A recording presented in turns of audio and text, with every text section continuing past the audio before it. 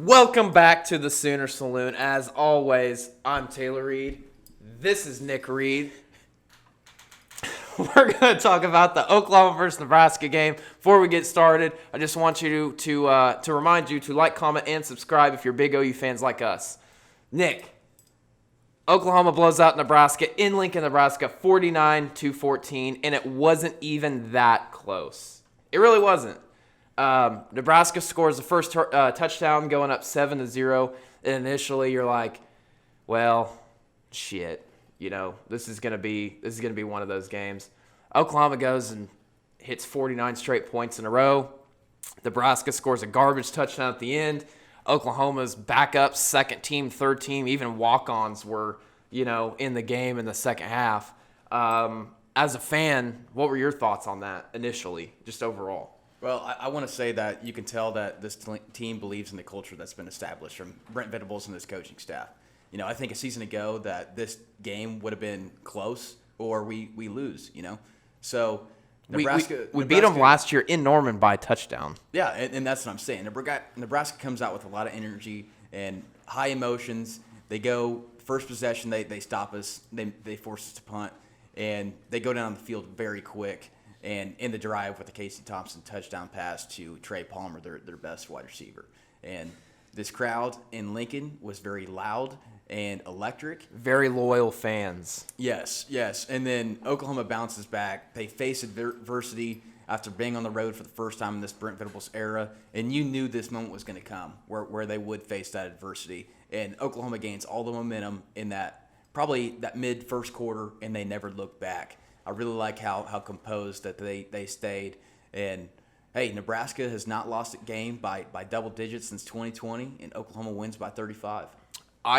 Going into this game, just watching the two games we had over UTEP and Kent State, I knew Oklahoma was good, but we still don't even know how good they are, or we don't even know what they are yet. But I am a lot more confident on my overall thought of Oklahoma after seeing them beat Nebraska like this. Mm-hmm. I think they are slowly getting that chemistry together. That chemistry really wasn't quite there the first two games, if that makes sense. So offense and defense is starting to click. My ideal of a perfect game, and I told you this while we were sitting there watching it, I said if Oklahoma offense scores more than 40 points, we're in really, really great shape. And then if the defense keeps Nebraska under 20 points, it's really the perfect game in my eyes. And to top that all off, the 49 points we scored, we could have scored 70. Yeah. And we could have held Nebraska to 7. Mm-hmm. We really could have. So let's talk about the offense.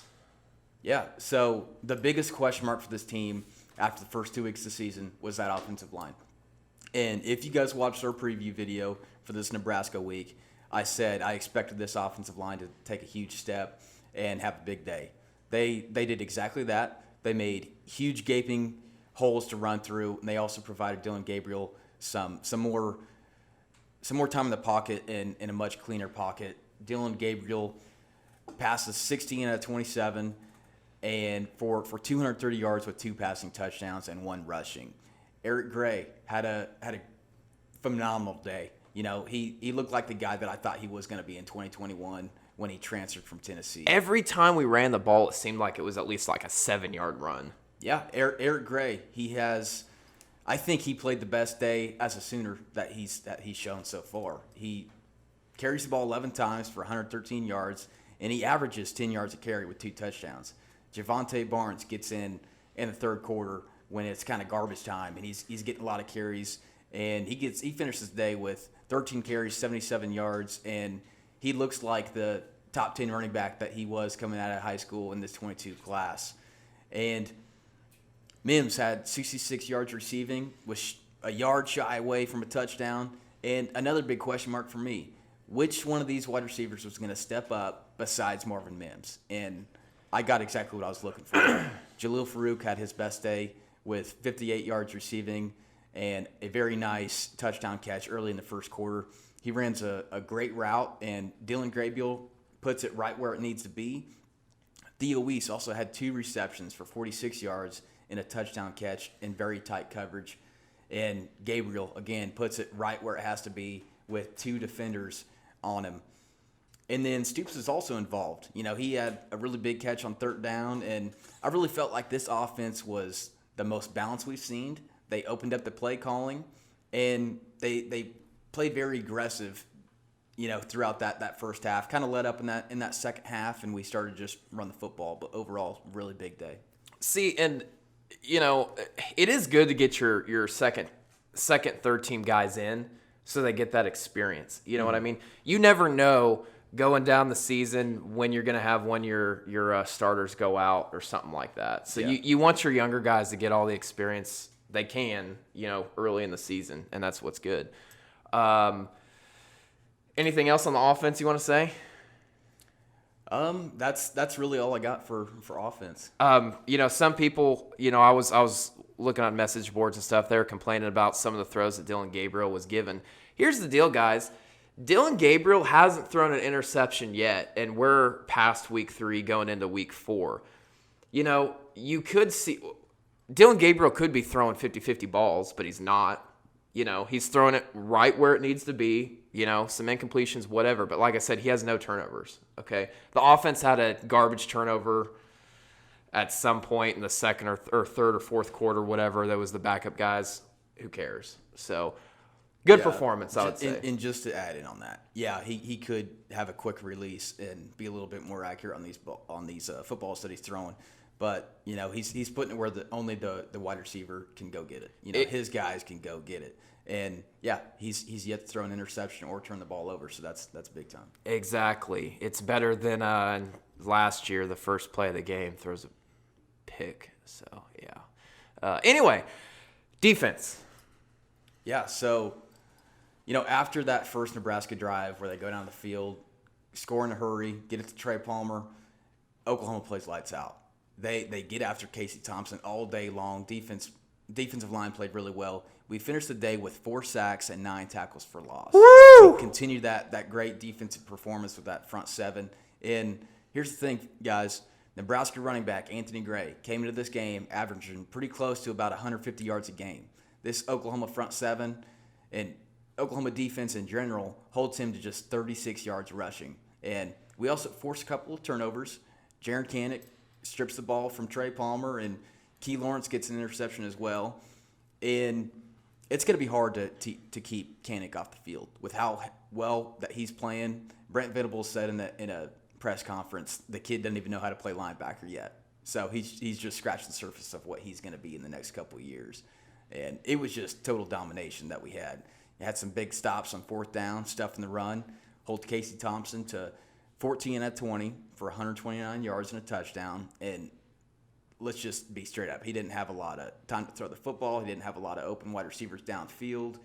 So give credit where it's due. Ted Roof and Brent Venables did a great job making very fast adjustments after that first possession. And, you know, Nebraska scored some garbage time on their last possession of the game. Great performance against a very emotional Power 5 opponent on the road. Yeah. And you know what? They're tackling. Yes. They are tackling. Yeah. You And haven't they're swarming You haven't the seen football. that from a defense at Oklahoma for a handful of years. They are tackling. They're pursuing. They're doing what they got to do. You know, I know it's only week 3, but this is the direction you want to see this defense going. This is week 3, Venables' first year. Okay, yeah. We got a lot coming for us down the road. Okay. So I guess the final thoughts about this game. Yeah, I mean, I think we put together one of our most complete performances offensively and defensively as that combo in a really long time. I think this is the very most balanced team I've seen in a long time, and I'm excited to see where this team looks midseason form. I am too. As long as we can stay healthy, as long as we can keep that ball rolling, I think the sky's the limit. I mean, I know there's a couple of teams peaking, and there's some good-looking teams in the Big 12, so including the Kansas Jayhawks, the 3-0. Mr. Gabe Joyner. Kansas Jayhawks are 3-0. Okay, they're a team you can't look past. So, any other thoughts overall on the game as a fan, Nick? I guess really just nitpicking on Gabriel being a little bit quicker with that release and being a little bit more accurate. But We'll other get than there. that, you can't complain with how efficient he's been and not turning over the football. Absolutely. Well, okay. I'm pumped up for the season. I'm ready to go. So I think that's all we got. Don't forget to like and subscribe. Do Okay? not forget. With that being said, check out our next video, Oklahoma versus Kansas State preview. Boomer. Sooner.